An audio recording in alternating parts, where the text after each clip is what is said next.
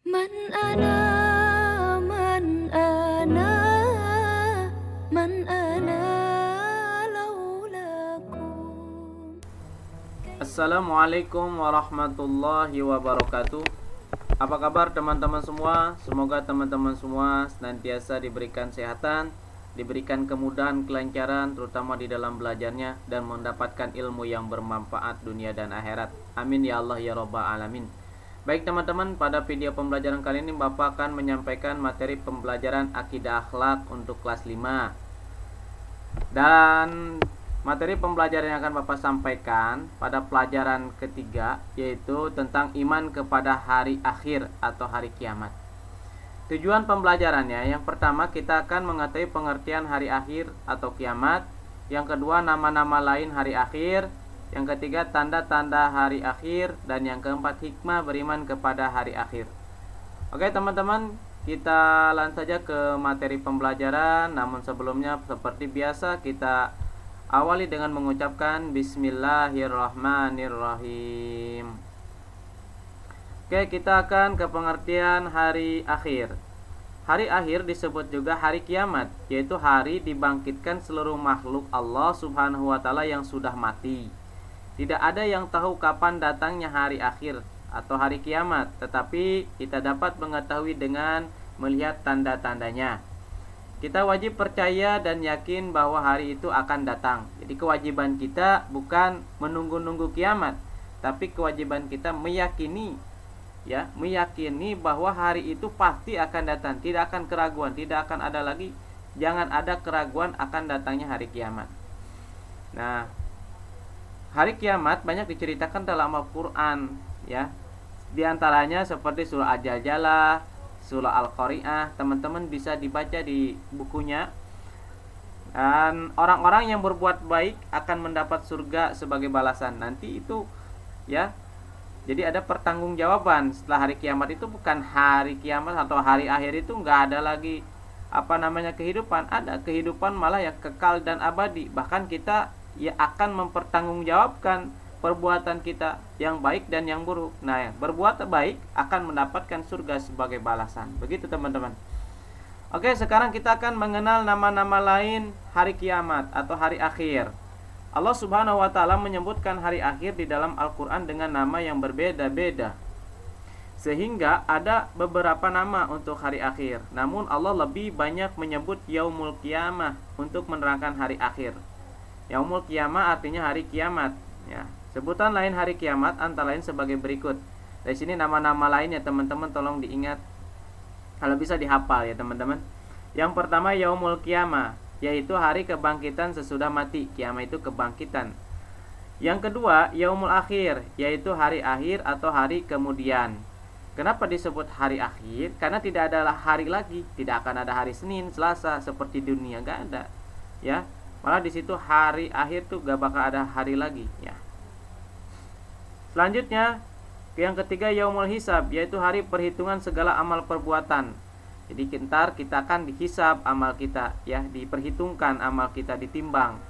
Yang berat ke kanan, berat ke kiri, ke kanan amal baik, ke kiri amal buruk. Berat yang mana amal kita itu? Yang keempat Yaumul Zalzalah, yaitu hari keguncangan atau keruntuhan, karena nanti akan dihancurkan sehancur-hancurnya, ya, alam dunia ini, alam semesta ini oleh Allah Subhanahu wa Ta'ala dengan goncangan yang sangat dahsyat, ya. Bahkan yang hamil ada langsung di situ langsung melahirkan, yang masih muda langsung jadi tua saking kagetnya. Oke, yang kelima Yaumul Hasrah atau yaitu hari penuh penyesalan, sebab sudah terlambat untuk beramal soleh, sudah ditutup pintu taubat oleh Allah Subhanahu wa Ta'ala, udah nggak ada lagi, ya. Yang keenam Yaumul Ba'ats, yaitu hari dibangkitkan manusia dari alam kubur. Yang ketujuh Yaumuddin, yaitu hari keputusan untuk memberi balasan yang setimpal. Yang kedelapan Yaumul Jaza, yaitu hari pembalasan amal baik dan amal buruk. Yang kesembilan Yaumul Haqqah, yaitu hari kebenaran dan pembuktian janji Allah dalam Al-Quran, ya. Kalau nggak percaya janji Allah, nanti Allah buktikan, gitu. Ini Yaumul Haqqah nanti. Yaumul Waqi'ah, yaitu hari peristiwa yang dahsyat. Itu teman-teman diantara nama-nama daripada hari akhir. Sekarang kita akan mengetahui tanda-tanda hari akhir. Apa yang akan terjadi pada hari akhir sudah diterangkan dengan jelas dalam Al-Quran. Allah tidak memberitahukan kapan datangnya hari akhir, namun Rasulullah SAW bersabda tentang tanda-tanda akan datangnya hari itu.